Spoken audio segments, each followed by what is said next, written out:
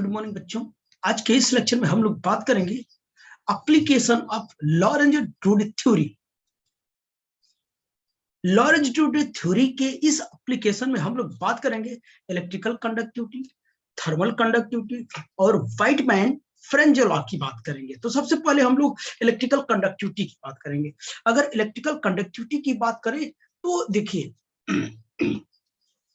हमारे पास क्या है, कोई मेटल है, कोई हमारे पास क्या है, मेटल कंडक्टर है। इस मेटल कंडक्टर में क्या है,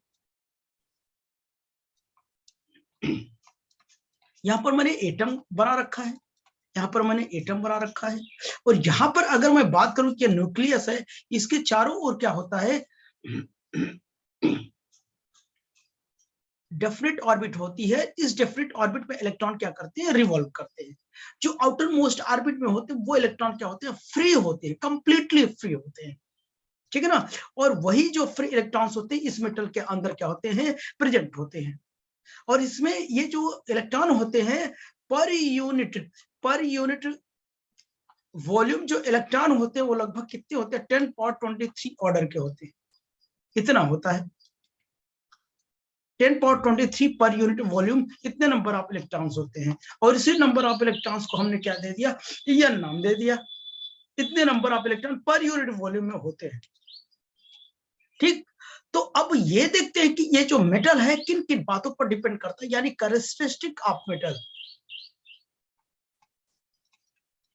कैरेक्टरिस्टिक ऑफ मेटल, ये मेटल की जो कैरेक्टरिस्टिक है, पहली नंबर कंडक्टिविटी। कंडक्टिविटी यानी टेम्परेचर इंक्रीज करने पर इसकी कंडक्टिविटी क्या हो जाएगी, कम हो जाएगी। क्योंकि आपने पढ़ा था, क्या कहते हैं, जो अल्फा था, alpha temperature coefficient of resultant क्या होता था, वो मेटल के लिए क्या था, बोलिए, मेटल के लिए क्या था, पॉजिटिव होता है। दूसरा नंबर ओम्स लॉ।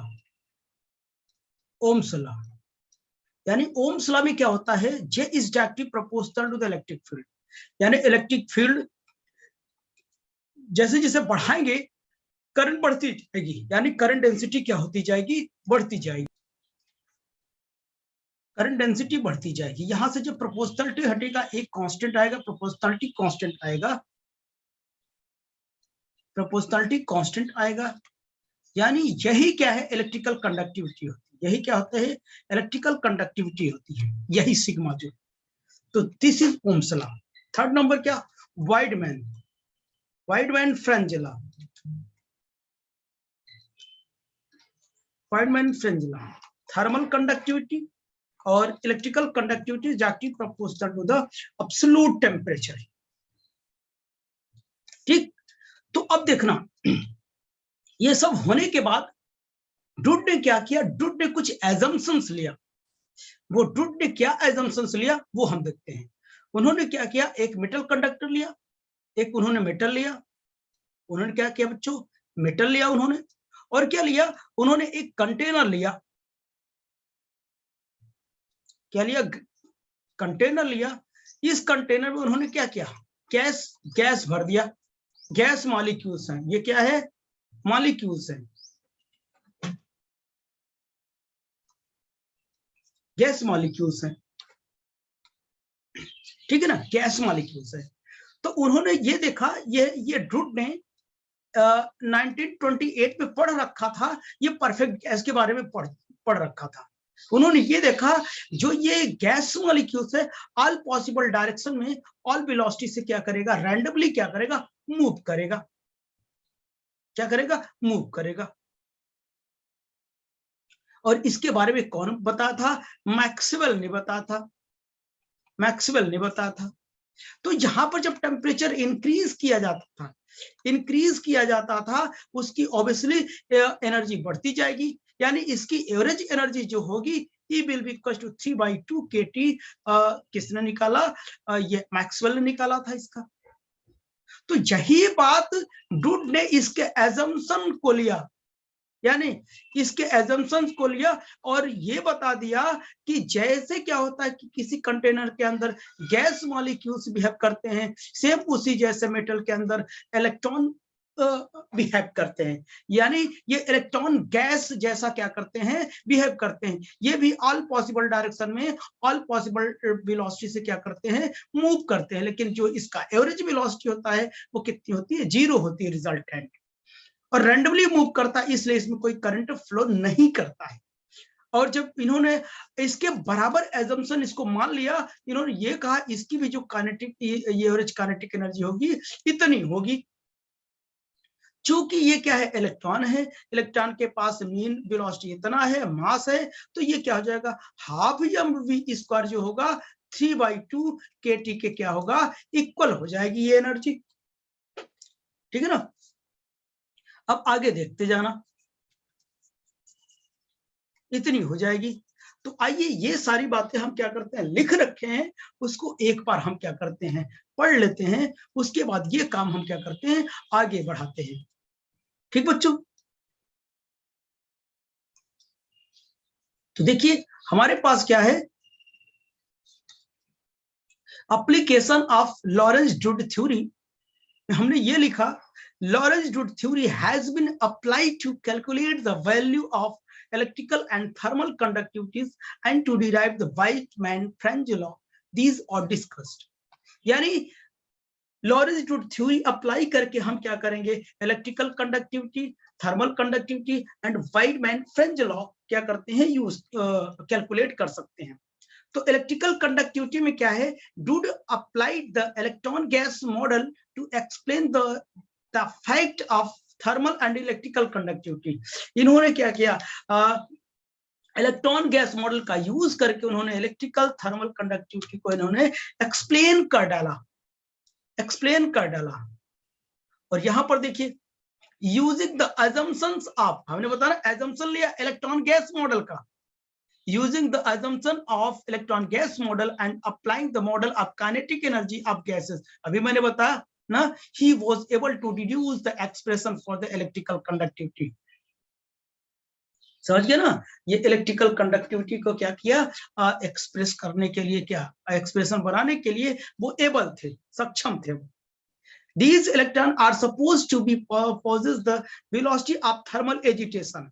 ये जो वेलोसिटी आती थी, क्या करते हैं, इलेक्ट्रॉन की वेलोसिटी थर्मल एजिटेशन के कारण, यानी उसमें विक्षोभ के कारण, यानी यहाँ पर जब क्या कहते हैं, एटम है, इनके कुछ वाइब्रेशन की वजह से हीट जनरेट होगा, इस हीट की वजह से इलेक्ट्रॉन को क्या करेगा, एक वेलोसिटी मिलेगी जो ऑल पॉसिबल डायरेक्शन में क्या करेगा, ऑल पॉसिबल डायरेक्शन वेलोसिटी से क्या करेगा, मूव करेगा। इसीलिए उन्होंने बताया कि इलेक्ट्रॉन गैस मॉडल जैसा बिहेव करता है। appropriate their mass and temperature in general their motion is random, मैंने अभी बताया random motion all possible direction में, and mean velocity v is given by the kinetic theory of gases in conjunction with the help of law of equipartition of energy, law of equipartition of energy से। तो ये कितनी energy थी अभी मैंने बताया, तो मैं इसको ये लिख सकता हूँ, half mv² will be equals to 3/2 kT लिख सकता हूँ। ठीक है ना, वेयर m क्या है, मास ऑफ इलेक्ट्रॉन है, के बोल्ट्जमैन कांस्टेंट, ठीक है, एब्सोल्यूट टेम्परेचर है। अब क्या रहा, when the electric field is established in the metal in a particular direction, these negatively charged free electrons stream in the positive field direction and they produce electric current in the metal if E is the electric field intensity, the electron experience of force। यानी ये बात मैं यहाँ बना के दिखाता हूँ आपको। तो ट्रूड जी ये कहते हैं कि अगर कोई, ये हमारा क्या है, मेटल है बच्चों, ये क्या है, हमारा मेटल है, मेटल में क्या है, ये पॉजिटिव, ये क्या एटम है या पॉजिटिव आयन कह लो, इधर क्या होंगे, इलेक्ट्रॉन मूव करेंगे। कह रहे हैं कि जब इस मेटल में क्या किया जाता है, जब कोई फील्ड अप्लाई किया जाता है, फील्ड अप्लाई किया जाता है, यानी this is positive to negative, यानी फील्ड की डायरेक्शन पॉजिटिव टू नेगेटिव होता है। जब फील्ड की डायरेक्ट फील्ड अप्लाई किया जाता है, तो चूंकि इलेक्ट्रॉन पर नेगेटिव चार्ज है, तो ये जो इलेक्ट्रॉन क्या है, पॉजिटिव फील्ड डायरेक्शन की ओर क्या करेगा, मूव करेगा। ये पॉजिटिव फील्ड डायरेक्शन है, नेगेटिव फील्ड डायरेक्शन है, या ये आप कह लीजिए फील्ड के अपोजिट डायरेक्शन में क्या करेगा, मूव करेगा, यानी इस एंड से इस एंड तक क्या करेगा, ये मूव करेगा। इस फील्ड की वजह से जब इस इलेक्ट्रॉन को क्या करता है कि ये क्या करता है, एक फोर्स लिखता है, क्योंकि F will be equal to, आप जानते हैं क्यू ई होता है, F will be equal to q की जगह इलेक्ट्रॉन है तो माइनस ई ई, ये एक लॉरेंज फोर्स लगेगा। इस फोर्स की वजह से F बराबर क्या होता है, एम ए होता है, माइनस ई ई हो जाएगा, a will be equal to minus e E by कितना एम। इतना एक्सेलरेशन इस पार्टिकल पर क्या होगा, जनरेट होगा। जब इस पर इतना एक्सेलरेशन जनरेट होगा तो ये क्या करेगा, ये नेगेटिव है, ये क्या है पॉजिटिव, आन क्या पॉजिटिव है, तो ये कोलिजन करेगा, अट्रैक्ट करके कोलिजन करेगा, तो ये जो एडिशनल वेलोसिटी आई है इस फील्ड की वजह से ये रिड्यूस टू जीरो हो जाएगा।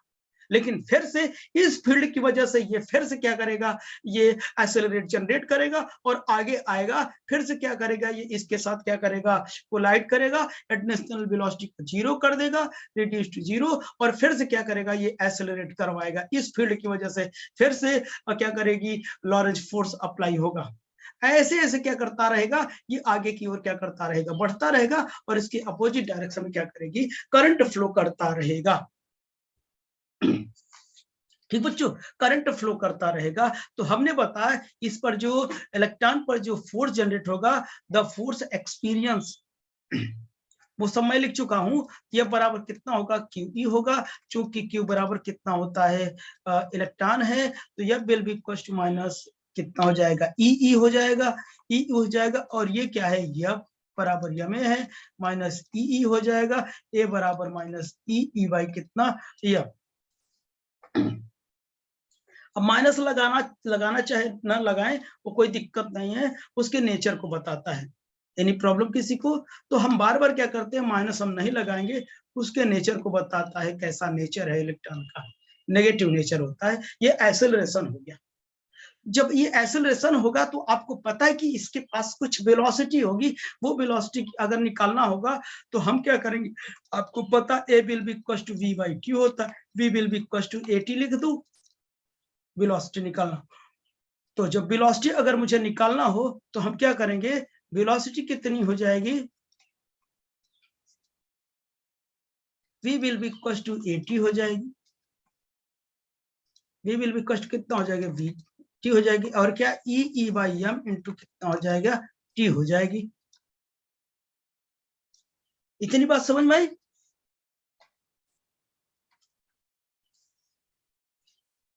कितनी हो जाएगी, ये हो जाएगा।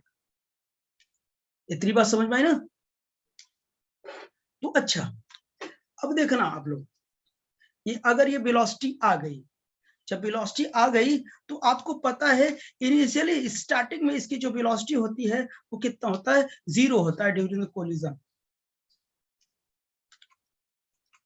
इनिशियली द वेलोसिटी, वही average velocity is zero, and finally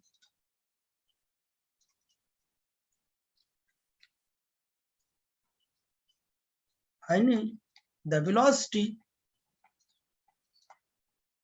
will becomes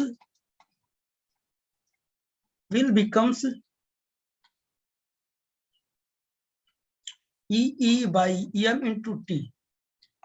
Then average velocity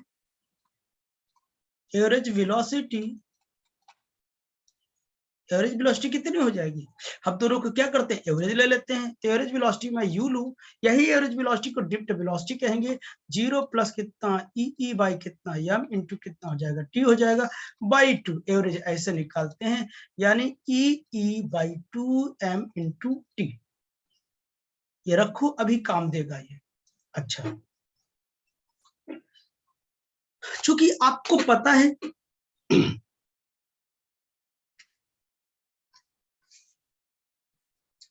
तो आपको पता है, अगर क्या है हमारे पास, ये क्या है, मेटल है, मेटल में अगर फील्ड अप्लाई किया जाता है,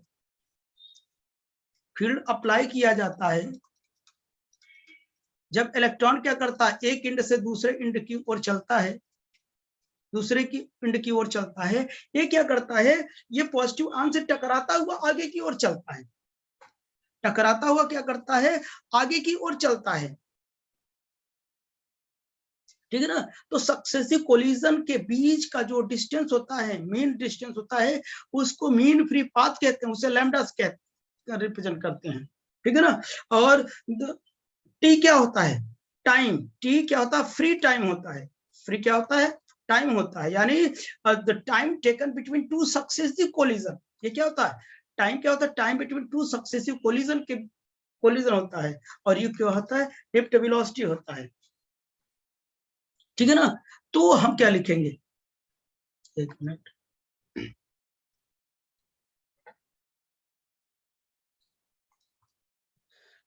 तो अभी मैंने बताया था ना, at each collision its velocity is reduced to zero and it accelerated between two collisions.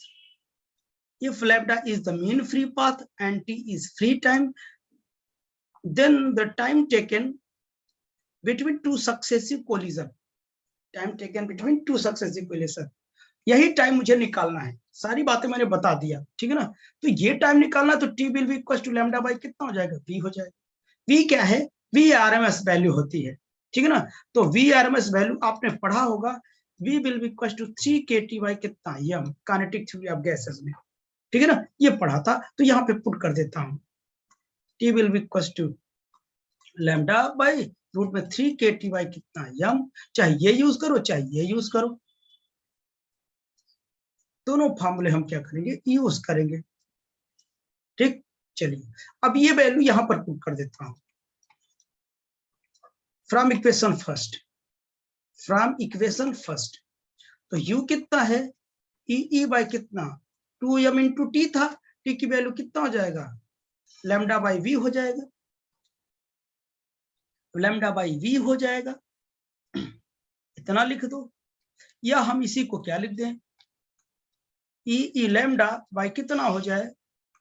2m root में 3kT बाई कितना? यम हो जाएगा। और इसी को मैं क्या लिख सकता हूं? ई लैम्डा बाई कितना होगा? रूट में 12 KTM, क्योंकि ये यम से यम काटोगे तो ये रूट बन जाएगा, और ये अंदर ले जाओगे तो 12 हो जाएगा, ठीक है ना। ऐसा बन जाएगा, तो हमारा यू हो जाएगा। और यू को ओवरऑल अच्छे से लिख दूं तो कितना लिखूंगा मैं? यू बराबर कितना हो जाएगा? ई लैम्डा बराबर बाई क्या? 2m वी बराबर ई लैम्डा बाई कितना? रूट में 12 KTM। ये हम क्या करेंगे? ये फॉर्मूला हम लिख देंगे। ठीक है, ड्रिफ्ट वेलोसिटी, एवरेज वेलोसिटी कह लीजिए आप लोग इसे, ठीक। अच्छा, इफ n क्या है? n is the number of free electron, अभी मैंने लिखा था per unit volume, per unit volume, per unit volume मैंने बताया था n कितना लिया था? 10.23। तब करंट डेंसिटी कितना होगा? Now current density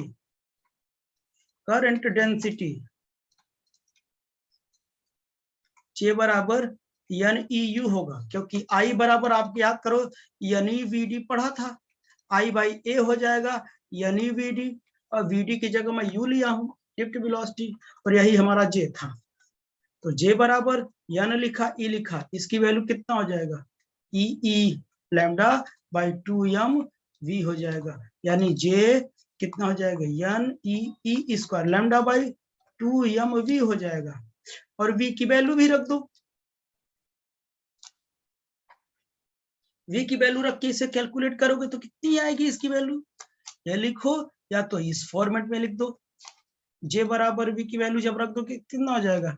NEE square lambda by root में 12 KTM, ये हो जाएगा हमारा करंट डेंसिटी हो जाएगा। अब इलेक्ट्रिकल कंडक्टिविटी चाहिए मुझे, 10 the electrical conductivity, electrical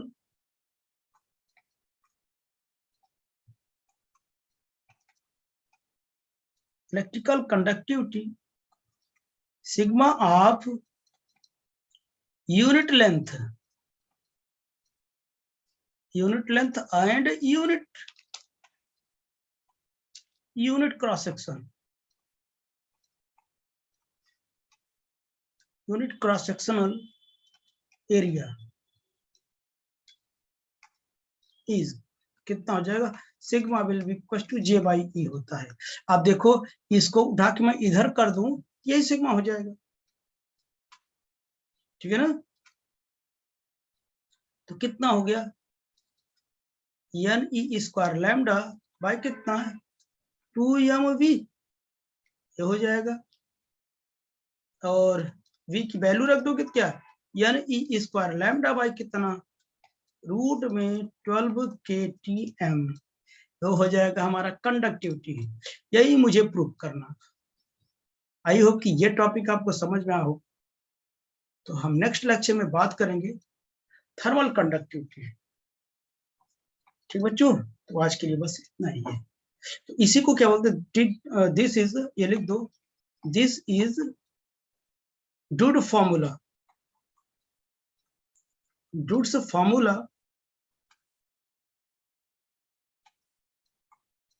for electrical conductivity.